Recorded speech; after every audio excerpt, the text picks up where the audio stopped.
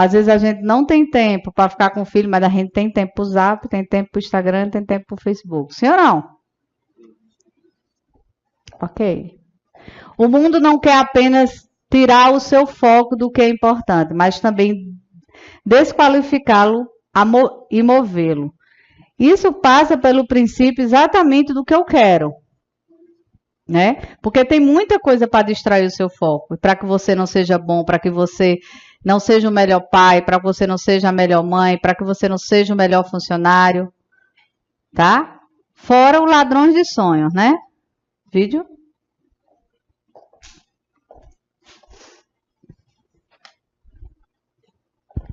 This is an awareness test.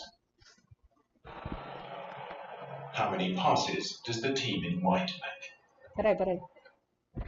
Esse aí eu queria que vocês olhassem quantos toques vai ter no time, tá? Toque de bola. Eu passei, desculpa aí, tá? This is an awareness test. How many passes does the team in white make?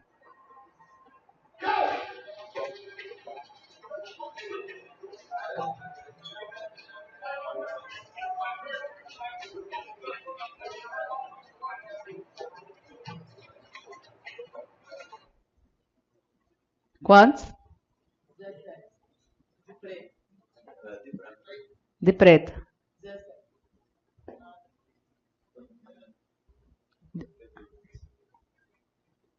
Vira alguma coisa a mais?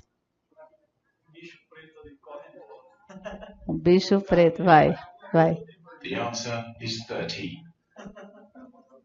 Ok. But did you see the moonwalking bear?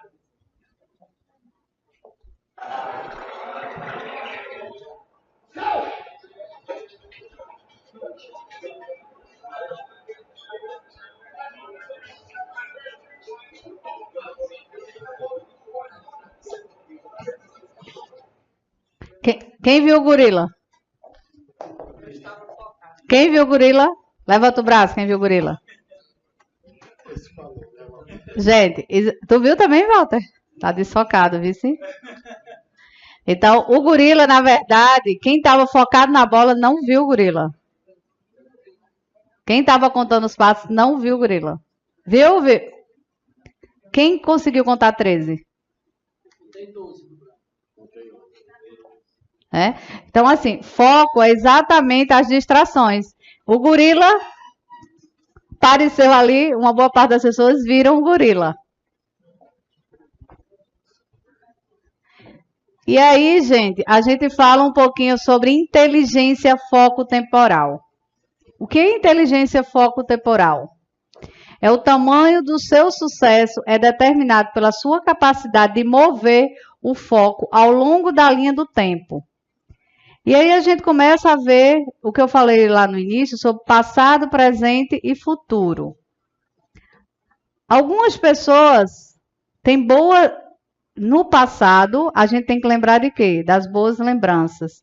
E as más, a gente tem como aprendizado.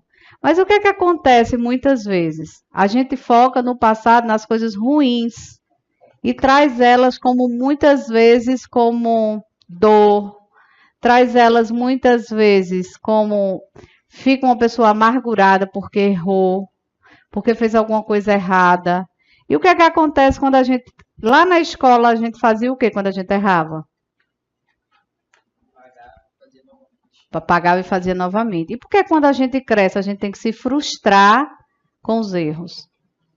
Os erros, na realidade, ele tem que nos servir como aprendizado. Porque o que é sucesso? Acúmulo de fracasso. Ninguém chega ao sucesso sem fracassar. Se vocês conhecerem alguém, me apresenta. Eu não conheço ninguém que já teve sucesso sem fracassar. E fracassar várias vezes. E hoje, tá, cada vez mais a educação, as pessoas da educação, principalmente os palestrantes, estão trabalhando muito essa questão. Que os pais hoje não deixam mais as crianças fracassarem. As crianças não têm mais não, só sim.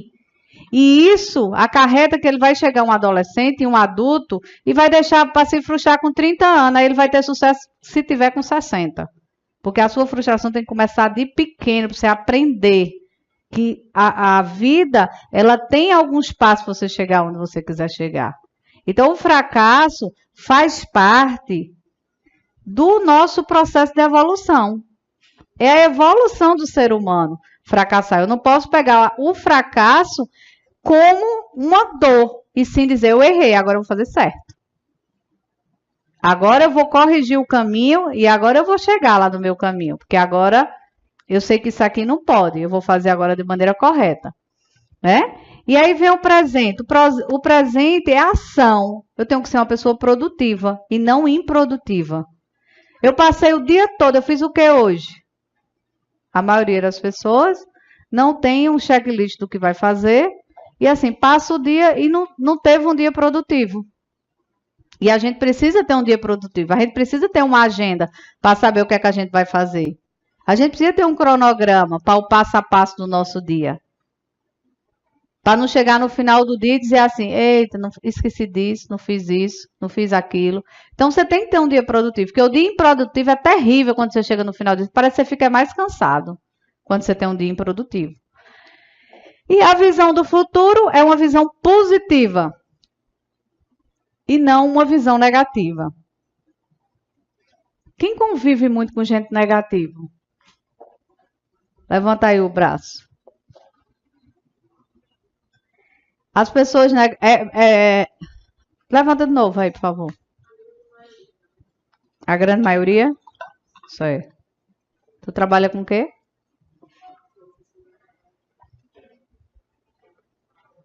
Ok. Então, assim, e é o que a gente chama daquelas pessoas que parece que ela suga a energia da gente. Ela tem um poder enorme de sugar a energia. As pessoas negativas. Você chega, dá um bom dia, ela faz. Se for bom no final do dia, eu lhe digo. É ou não? Ela entra e sai com a cara desse tamanho. Você fala, ela não dá resposta. E tem que ter cuidado, porque você pode dar um bom dia, ela lhe dá um fora. Porque ela é extremamente mal-humorada. Mas e quando essa pessoa sou eu? Como é que fica? Porque às vezes essa pessoa negativa, essas pessoas mal-humoradas, sou eu. E aí? O que eu faço? E aí vem aí, o que está distraindo você com essas questões? Quando eu começo a ver a questão do foco temporal, o foco temporal é um exercício que no curso do Poder da Ação, a gente dá ele bem detalhado. E hoje existe uma pesquisa que 70%, uma média de 70% a 80% das depressões são devido às pessoas que vivem focadas no passado. A depressão, as pessoas elas focam tanto nos erros, nas coisas que elas fizeram lá no passado, então a vida dela corresponde a 70%, 80% no passado, 10% no presente e 20% no futuro. Então, se você conversa com uma pessoa depressiva, tudo que ela fala refere-se ao passado. Então, ela está se sentindo culpada por muitas coisas que aconteceram no passado. E vocês já ouviram dizer que alguém muda o passado? Você só muda o presente e o futuro. Passado, foi. O dia 26 de agosto de 2018, acabou. Foi-se embora. E o dia 27 também está bem pertinho. Ok? Então, a gente tem que viver de presente. A gente tem que ter uma pessoa de atitude, de ação. E parar de viver do passado. Do passado, a gente tem que lembrar das coisas boas. Das coisas boas para que a gente possa se elevar no contexto de uma vida melhor. E aí a gente começa... Você é uma pessoa que se questiona? Quem aqui tem o hábito de se questionar? A gente tem que aprender a se questionar, a gente tem que aprender a perguntar, será que eu sou isso tudo mesmo? Que eu acho que eu sou? Olhar para o espelho e começar a fazer pergunta para você. Por que será que eu estou tão chato? Por que será que as coisas não estão dando certo para mim? Por que será que eu não estou querendo sair? Que eu não consigo ser pessoas que as pessoas gostam de estar comigo? Vocês se questionam? Vocês se perguntam o porquê que as coisas acontecem? Porque tudo tem um porquê. Qual é a sua maior certeza? Você sabe qual é a sua maior certeza? Uma vida não examinada não vale a pena ser vivida. Então a gente tem que se autoavaliar o tempo inteiro. Será que eu sou o pai que eu gostaria de ter? Ou estou repetindo os padrões do meu pai? A gente vê muito isso, as pessoas falarem, meu pai era assim, assim, assim. Eu digo, e você é como? E às vezes ele é igual. A gente teve um caso agora lá no curso. Uma menina, ela começou a falar. Aí ela disse, eu digo, que fichas que caem? Ela disse, eu sou tudo isso porque eu sou igual ao meu pai. Eu digo, e você questionou ele a vida inteira e reclamou dele, não foi? Ela disse, foi. Eu digo, e hoje você é igualzinho a ele. Entendeu?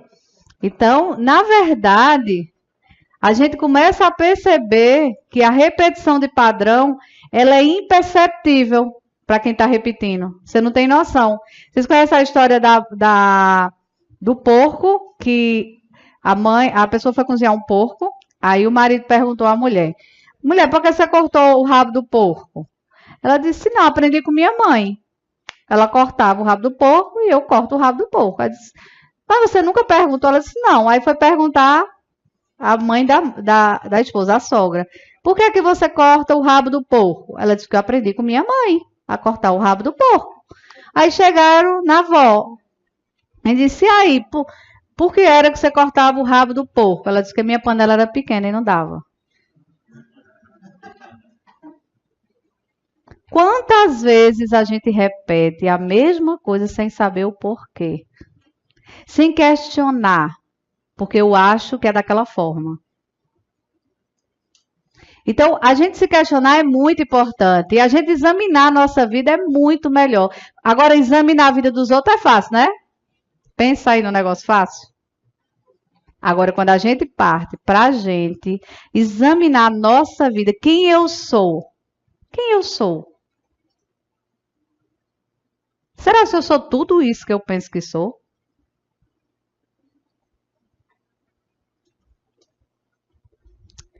Será que eu sou um bom marido? Vocês já se perguntaram se vocês são um bom marido, homens? Será que eu sou uma boa mãe? Já perguntaram se você... Diz que essa pergunta... Será que eu sou uma boa mãe? Diz que uma boa parte das mães tem medo de perguntar para os filhos.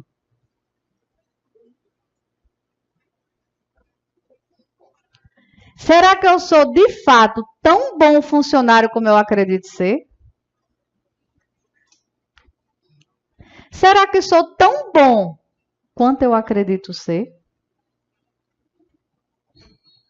Então, isso é a pirâmide, uma pirâmide do sucesso. As pessoas, olha, sucesso extraordinário. Super questionador. A pessoa super questionadora. Aqui, ó. Não questiona, sem sucesso. Questiona mal, pouco sucesso. Questiona bem, sucesso. Super questionador. Sucesso extraordinário. Então, a gente tem que se perguntar, será que eu estou me questionando? Será que eu estou me autoavaliando?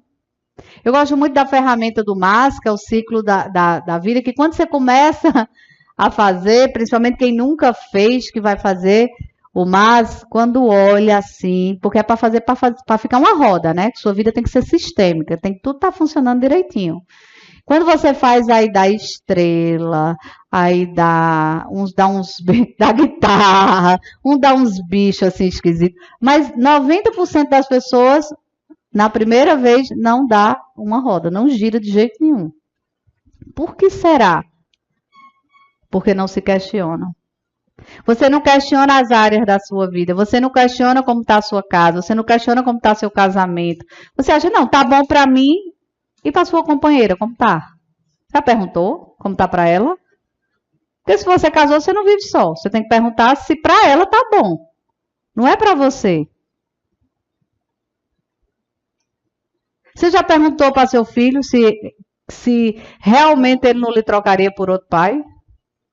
Se você é o pai que ele gostaria de ter?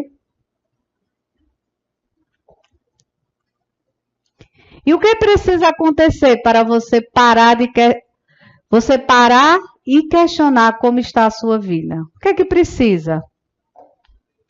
Para que você pare, para que você se questione, para que você comece a pensar, eu sou tudo isso? Ou o que será o que eu posso melhorar? E aí vem a questão que a gente fala muito, que é contar historinha. O que é contar historinha? É tudo aquilo que eu conto a mim mesmo para justificar, explicar e tirar o foco dos meus fracassos e insucessos. Eu quero justificar tudo. Eu quero justificar que eu não sou um bom pai, porque eu trabalho muito, eu não tenho tempo, por isso que eu não brinco com meus filhos. Eu quero justificar que eu não sou um bom marido, porque eu já chego em casa muito cansado. Eu quero justificar que eu não sou um bom filho. Porque eu trabalho muito, eu não tenho tempo de ligar para minha mãe, para ligar para meu pai, para fazer visita. Domingo eu estou morta de cansada. Qual historinha que você está contando? Historinha nos impede de mudar. Enquanto eu estou justificando meus erros, eu estou perdendo a oportunidade de ser melhor. De poder mudar a minha vida. De ser uma pessoa que possa estar aqui e ser feliz. Quem sabe o que é ser feliz? Exatamente. Mas felicidade é de dentro para fora. Ou é de fora para dentro. Se você acha que alguém vai te fazer feliz, a felicidade está em você. A pessoa vai ser apenas um complemento. Se você não é feliz, esqueça, você não vai ser não. Ninguém vai te fazer feliz. Porque tem gente que acha que quem vai fazer você feliz é o outro, e não é. A felicidade tem que estar dentro de você. Mas sempre está nas pequenas coisas, e a gente se conscientizar que eu preciso me amar. Eu. Por isso que a gente só dá o que a gente tem. Essa história de dizer eu te amo e não amar nem a você, não funciona. Como? Mas amar é atos, palavras e ações.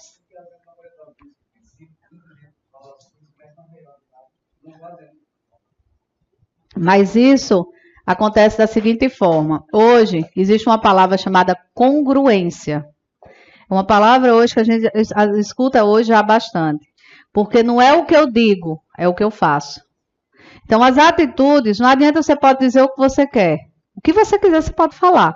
Agora, o grande desafio é eu viver o que eu falo. Porque Jesus Cristo liderava como? Pelo exemplo. E essa é a única forma. Não existe outra forma. Então, eu falar, é por isso que o que é amar? Atos, palavras e ações. Não adianta eu falar e não fazer. Eu tenho que fazer. Essa é a diferença. Tá? Então, quais são as suas historinhas que você está contando? Existem 3 tipos de historinha. A historinha verdadeira, a mentirosa e a historinha de brincadeiras. Tem pessoas que, na verdade, ela chega um ponto que ela não sabe mais o que é verdade e o que é mentira. Ela mente tanto que ela não sabe mais o que é verdade e o que é mentira. Ela mesmo se perde. Porque ela já habituou tanto mentir que ela já não sabe mais o que é verdade e o que é mentira. Né? E tem umas historinhas que são verdadeiras, que são as histórias que a gente... vamos supor, cheguei atrasada porque fui para um velório. Então, é uma verdade. Beleza? É uma historinha verdadeira. Não deixa de ser uma historinha, mas é verdadeira. Agora, a mentirosa, quem é patrão aqui? Tem muita gente que já matou muita gente, não tem? Se chega, eu não vim trabalhar porque fulano morreu. E mata pai, mas mata muita gente para folgar um dia. Morre até mais de uma vez. E tem uma história interessante que Paulo contou uma vez no palco, foi bem interessante, que o cara, ele falou tanto nessa história, ele matou tanto esse cara, matou tanto que o cara de fato morreu. Então a história que era mentira se tornou verdade. É tanto que uma vez eles fizeram tudo, o enterro, foram para tudo, quando chegou o homem não tinha morrido. Que quando ele morreu de verdade, ninguém acreditou que ele tinha morrido.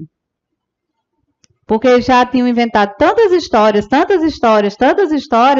que já era uma verdade. Não era mais uma verdade. E as historinhas de brincadeiras, tá?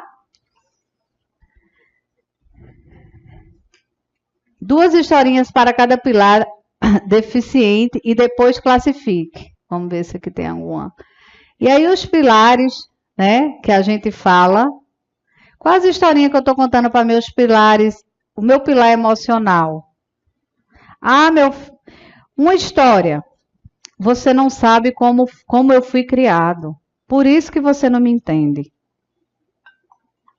Você não sabe como era meu pai, como era minha mãe, como era meu lar. Por isso que você não me entende. Porque eu sou assim. Aí vem a historinha espiritual. Eu chego muito cansada, eu não tenho tempo de ler a Bíblia. Eu não tenho tempo de conversar com Deus. Por isso que eu não tenho tempo de ir para a igreja. Eu trabalho todo sábado, todo domingo. Como é que eu vou? Aí você começa a contar a história, né? Parentes. Meus pais moram muito longe. Não tem como ir. Eu não tenho esse dinheiro para estar o tempo todo lá, para viajar, para passar dor. Tenho que ir para passar 3, 4 dias, porque é muito longe. Não tenho como ir. E aí você continua contando história. Aí você vai contar a história para o marido. Não, mas é porque agora a gente casou, mas para que tá todo dia saindo? Ir para a festa? E a gente vai deixar o menino com quem? Mas deixa seu filho toda hora para qualquer coisa. Mas se for para ir para uma festa, para uma coisa para se divertir, não, vamos ficar em casa mesmo. É muito melhor ficar em casa. Sair para quê? Só para gastar dinheiro? Vamos ficar aqui mesmo. Aí você começa a contar a historinha, né? A historinha para os filhos. Que historinha você está contando para seu filho? Para a sua ausência? Para você não estar em casa? Qual a historinha que você está contando? Para você chegar tarde? O social, que é como eu falei para vocês. Eu não fui para o convite que eu cheguei tarde em casa, não deu para ir. Me desculpe, não deu para mim ir para seu aniversário. Aconteceu uns contratempos, aconteceu algo que eu não tive como ir. Mas sempre você está contando uma historinha, tá? E aí vem a historinha da saúde, da academia, segunda-feira, né? Toda segunda eu começo. Aí, essa segunda foi porque eu perdi o horário. Mas segunda que vem eu vou. Aí quando chega a segunda, você acredita que meu filho adoeceu e eu não tive como ir? Mas na segunda que vem eu vou. E aí você vai levando, contando historinha. O servir. Aí você começa a contar a historinha porque você não está servindo. Porque eu não tenho tempo. Não tenho tempo não de me doar um pouco no orfanato, de ir no hospital, de fazer uma graça para uma pessoa que eu encontro que está precisando. E aí vem o intelectual. Passar 2 dias num curso. Menino, você é louco. Passar 2 dias dentro de um curso, sentado numa cadeira, 20 a 25 horas. Não, isso é coisa para quem não tem o que fazer. E aí vem o lado financeiro. É porque eu ganho muito pouco. É por isso que eu não tenho poupança, eu não tenho economia. Não tem como não, minha filha. Meu dinheiro não dá para nada. Eu fico devendo no final do mês. Como é que eu vou poupar? Me diga aí como é que eu poupo se eu ganho tão pouco. Quem não poupa com pouco, nunca vai poupar com muito. Isso é regra básica. Tá? Profissional. Como é que tá? sua vida profissional. Eu já ganho tanto, estou satisfeito com o que eu ganho. Para quê? Me especializar, fazer curso, tentar ler sobre a minha profissão. Para quê? Não precisa, não. Eu já estou, olha, no patamar que eu estou, no meu trabalho, não precisa mais, eu não vou mais que isso, não. Então, deixa eu parar por aqui. Ok? E aí vem o emocional, que é o que a gente mais sabe, que as pessoas hoje até que estão buscando um pouco mais em trabalhar em inteligência emocional. O que foi? Fui eu que apertei aqui? Acabou? Uau, como eu fui rápida.